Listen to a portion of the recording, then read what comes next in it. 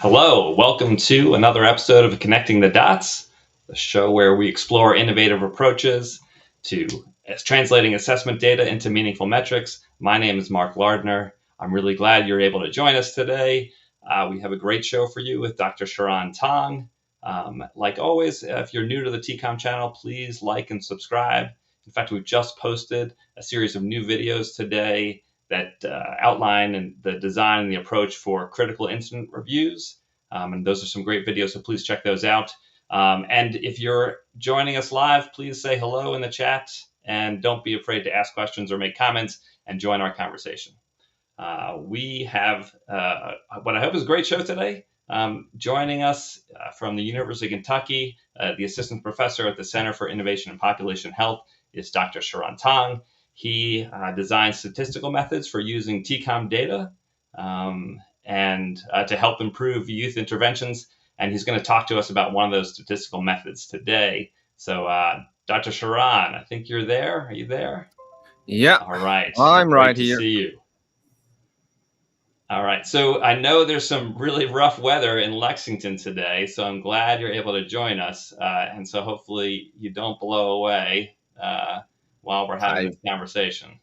I beat it to All get right. here. You know. You beat the tornadoes. Yeah. All right. Well, I hope everyone's safe over there. Here in Baltimore, we have some storms, but luckily we're not in that tornado tunnel, so we're okay too. All right. So let's set it up here because I know people are interested in hearing what you've been doing. But to set the stage, your analysis is around the understanding ACEs and PCEs, adverse childhood experiences, and positive childhood experiences. So maybe you could start just by explaining those two concepts and what data you're using for both. So adverse childhood experience, I think, is more well known. And mostly they involve traumatic experience like abuse, sexual abuse, neglect, violence, family violence, witness of criminal activity, that sort of. It was coined by a very old paper, not very old, CDC Kaiser paper. Yeah. Yeah. But positive childhood experience is relatively new because we have this phenomenon that everybody recall one or two, actually more than 60% of people recall one or two really bad experience in the past. But all these interviewees seems to be somewhat normal, going on everyday life like normal. They are not having bad health or suboptimal well-beings. So people figures maybe there are other factors in the past that affect you, and there's a counterbalance. That's why most people turn out to be okay. So that's why this positive childhood experience came into the thing. So they really involve a certain thing called external strengths. Okay. Like, do you have transportation to transfer your kid? Do you have better financial resources? Do you have a responsible adult? At least one of them. So despite you have something really bad happen, you still turns out to be normal. Okay? That's why we are interested in both. And we are using TCOM data from Idaho. That's the playground I'm using. Okay. So in that positive childhood experiences, yeah, thanks for kind of defining that because you're right. I think most people are more familiar with the ACEs, but in there you're using some environmental and external strengths that youth might have, and as assessed in those strength domains of the CANs or the TCOM tool. Is that right? It is usually in the strengths, but why we are emphasizing on external strengths because it has an implication of being able to be bestowed. So you have a way to facilitate intervention. That's why we focus on certain strengths, but it is conference mainly from strengths. Yes. Okay. So that again, and it's not the entire strength section, it's a subset of those. And Yeah. just the last part, I'm hoping you can walk us through because I think most people are familiar with the concept of how strengths may impact needs and with the way of thinking about it, like, well, I have an adverse experience and that has an impact then on my mental health or behavioral health or my symptomology, right? So there's a connection line there. And the way we think about strengths is that sometimes they mitigate the relationship between those two. However, in looking at what you've done and what you're going to share with the group here, that's not exactly your approach, is to understand like this mitigation. It's more about the opposing forces, correct? Yeah. But what you said is partially the picture, one way to look at the problem. So essentially, now we are talking about three things. You have an outcome you're interested, like depression, anxiety, etc., something bad or good. But you have two type exposures opposing each other. You are interested in both of them. So it's a three-way relationship. These two exposure might interfere with each other. You might argue certain trauma prevents you from building certain strengths, or certain strengths help you to overcome certain trauma, and they both affect the likelihood of other issues like depression. So it's a three-way Yeah. problem. It's harder to express, harder to analyze. Yeah. Yeah. So, and it's harder to visualize. And this kind of brings us, let's walk through a couple of visualizations. And I think what we'll do is maybe you can walk us through this path of getting towards where you are now, which is a more nuanced visualization of this kind of data. So explain to us what we're seeing here, this kind of traditional So visualization. this is a more of a traditional one exposure, one outcome relationship. It's quite straightforward. You have more dosage of positive child experience in the x-axis. You have lower likelihood of traumatic experience. I mean, traumatic response. So here is actionable adjustment to trauma. So you have more strength. You are more resilient to stress or trauma. Of course, your likelihood of having a response is lower. So it's a traditional one exposure, one outcome. Yeah. Right. Yeah. Right. And so again, I think in this, when you sent me this, I thought, okay, that makes sense to me. It's simpler to understand. But from here, right, it gets a little bit more nuanced, a little more complex. And so the next visualization we have, we're adding in ACEs to this. No, you're adding a second dimension of exposure. So we have two types of exposure: positive child experience on the X, but now you have a dosage of adverse childhood experience now. Yeah. So essentially, you have to pile up all these levels one by one. So you see the curve of 0 ACEs, the curve of 1 ACEs, the curve of 2, 3, etc. That's the complexity of the traditional visualization. You essentially ends up with many lines. At this point, most people would interest in at least two things. So which one is stronger? So we're talking about their effect on adjustment to trauma or traumatic response. Which one is more influential, the positive experience or adverse experience? And the second question is, are these two exposures somewhat interfere with each other? If you are very familiar with biostatistics, you can read the pattern. But just telling everyone here, if you want to read these two questions, answer these two questions just by looking at this chart, it's hard. It is hard. Yeah. Yeah. And that's, so you and I share that opinion that this visualization creates real challenges for understanding both concepts, right? Yeah. I think you can try to dissect it and say, well, if I just focus on this part of the graph or this part of the graph, but what really we're trying to understand is where you're going to take us, which is the opposing forces, how they impact and interact with each other. And so let's look at the next slide, which is, again, moving closer to something that I think is easier to understand, but we're still not there yet. So this is one example of one way, statisticians try to answer those two questions. It is still hard. We rely on this helper line in green, but it is still hard. I'm telling you, just flat out the answer. These two forces here is roughly the same strength. PCE is as strong as ACE in terms of affecting adjustment to trauma. And these two forces in this special case do not interfere with each other. But if I'm just throwing this at your face and ask you to answer these two questions, it is still hard. Yeah, agreed. So you have to read the pattern, and see if this green line is curved up and done. You have to do a lot more to answer those two. Yeah.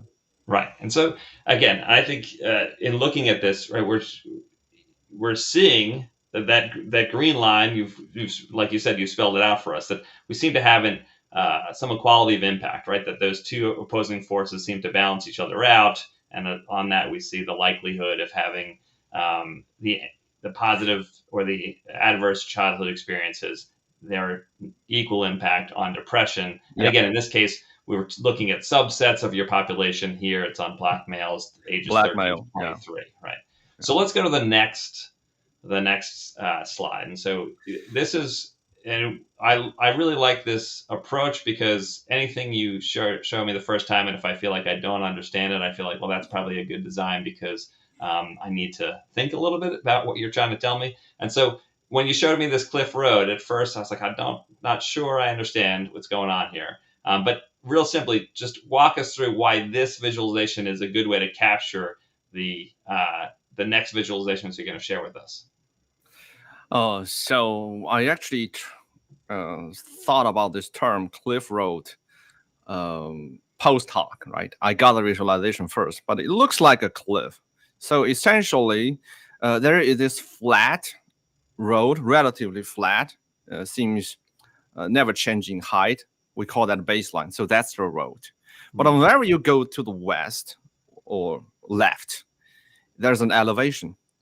Whenever you go to the right, you go down a hill. So this elevation and demotion is an analogy of likelihood of something to happen or not happen. And this baseline represents the basic likelihood if you have no ACE nor PCE at all. So if you follow this road, you do not gain or lose ACE or PCE, or gain or lose them in a certain pattern.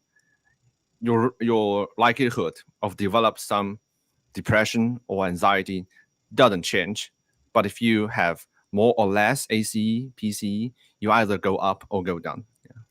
Right. And so I think this is a good analogy. Like, a lot of people compare life to a journey, to a road. And so you're driving down the road.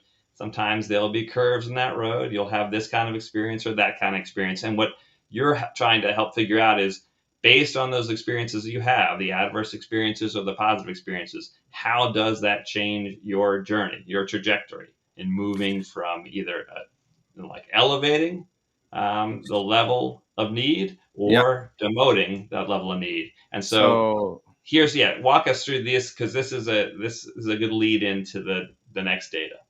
So this is a sky view of the road. So you see a cliff to the right, an elevation and a demotion to your right, an elevation to your left. So the road is in white.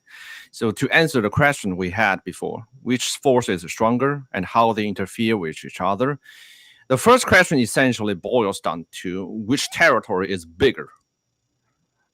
Is the elevation bigger or the demotion bigger? So elevation is marked in reddish color here, and demotion is marked in bluish color here. So for the picture to the left, if you follow the road marked as number 1, if that's the road, that means the power of ACEs on average is stronger than the power of PCEs on average. If you have the same number of PC, ACE, your risk of depression is elevated. Right. And if you turn to the right side, the picture to the right side, and go through road 2, if road 2 is a road we plotted, that means the average PCE is more powerful than the average ACE, because the territory in the demoted area is bigger. Right. So it's easy to answer question 1, at least. Yeah, and I think, so just to be clear about terminology, demotion is talking about the demotion of the symptomology, or the demotion of the need. So that means the positive childhood experiences are stronger, they have more of an impact, which leads to potentially lower likelihood of stress symptoms. Right. Or and anything. Elevation is no more. Right. So good. So this is, and these two colors we're going to stick with consistently. So this kind of bluish purple and the reddish pink, pinkish. That for the elevation. All right. And so And once again, just describe that middle road, right? Because I think the middle road becomes the So the middle road. defining characteristic of these as well. So the middle road is a hypothetical scenario that average PCE and the average ACE is exactly equal in influence on a certain outcome. But usually in reality, this is not unlikely. You are likely to end up at one, scenario two, three is the reference. If these two things is exactly the same in force. Right. So if they're exactly the same, those opposing forces are equal. This is how you end up, which again I think is interesting policy implications about how we go about, you know, developing strategies to enhance youth childhood experiences versus try to minimize strategies that are trying to minimize adverse experiences. So let's get into the data and look a little bit about specific examples related to. I think depression is the need that we're focused on. We have one more picture to show. Sorry. Oh, I'm sorry. That's right. We have this the next slide around the the curves. So I'll explain. So we have a second question: how these two forces interfere with each other? Right. So if we look at left, the scenario A, if the road turns out to be somewhat curved to the bottom right, so this represents a scenario where if you build more and more PCE, your gain of protection against certain outcome, bad outcome is diminished. Right. So in this particular picture, roughly if you have 5 ACE, no matter how many party experience you have, you are not going to enlarge the territory, the bluish territory much. It's flat now. So it represents a diminishing gain of positive experience. Conversely, the picture to the right, it represents a scenario where each PCE have bonus gain if you have many adverse childhood experience. Right. So this road curved to the north. So no matter how many bad experiences you have, it is going to be overcame by roughly 5 to 6 positive experience. So it is like a scenario like you hand over a glass of water to a very thirsty person. Although after he drank that water, he is still relatively thirsty to a normal person, but that kind of water is very helpful. Much more helpful than you hand the same glass of water to a person who is not thirsty. Right. Yeah. Right. And again, that analogy is really poignant and directly related to how we think about the design of implementations related to youth. We know, right, that we're not able sometimes to prevent adverse childhood experiences, or we're working with people who are coming to us with a series of adverse childhood experiences, but not understanding how these opposing forces interact with each other really does actually sometimes help us design a roadway or a pathway for designing or implementing interventions and supports. All right, so this is, again, these curves are helpful. That's mostly what we're going to see, I think, in our next series of slides, is how these curves play themselves out. So here's the basic one for depression. This is that unlikely scenario, but in this case, equal opposing forces, right? So this is one rare occasion. These two opposing forces are roughly same in impact. Depression among Black teenage boys. Yeah.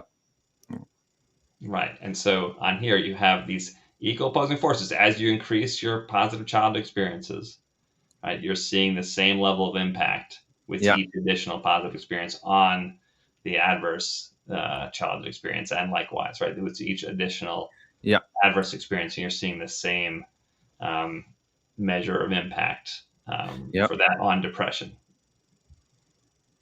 And so this unlikely scenario, though, and we can look, at some point we'll get the look at your data mining where we see all of them, but it's a helpful place to start. And let's kind of juxtapose this against our next slide, where we're seeing a little bit different interaction. So now this road is curved to the right, It starts toward north a bit, but later it turned flat to the east. So this scenario represent the diminishing gain of having more positive experience.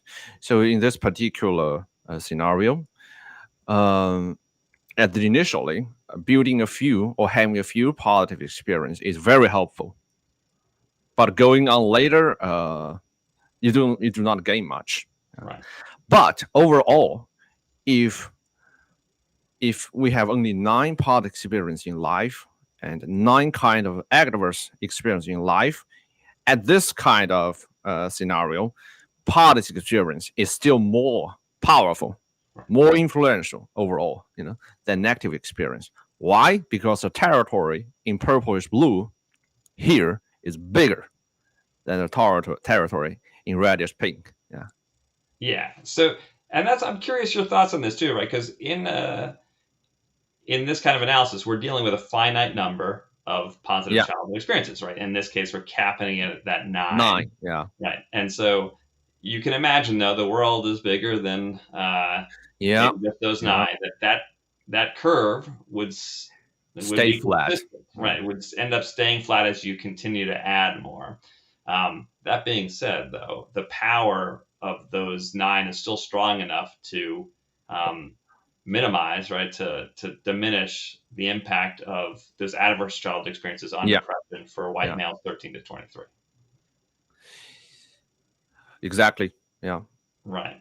Okay. So let's look at the next one. We have one more. Yeah. So we're seeing a different version of this curve.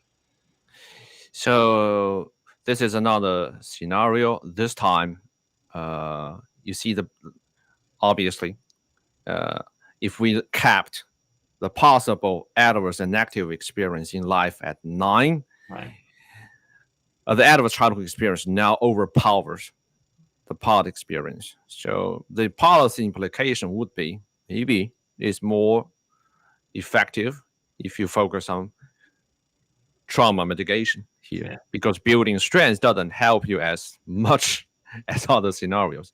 Besides, you see again the road in the middle, the wide road in the middle, curve to the left, to the right. So you see the diminishing gain of building more strength. Yeah. Right.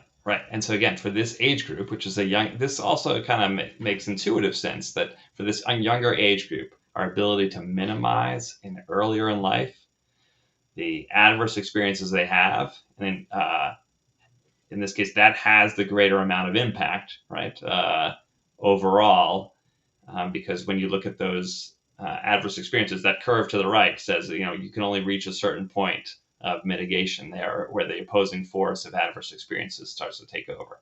All right. And so you can do this. Now, we focused on simply depression across a couple different age range and cultural background. But we could do this for literally every item, correct? Yes.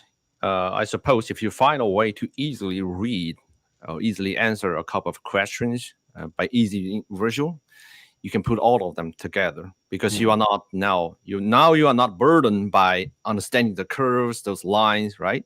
So if you understand simply size of territory and the curvature of the wide road, you can read all of them together. So this kind of approach is called data mining. You put all of them together and see and use your feelings, use your eyeballs to check if there are interesting patterns. Yeah.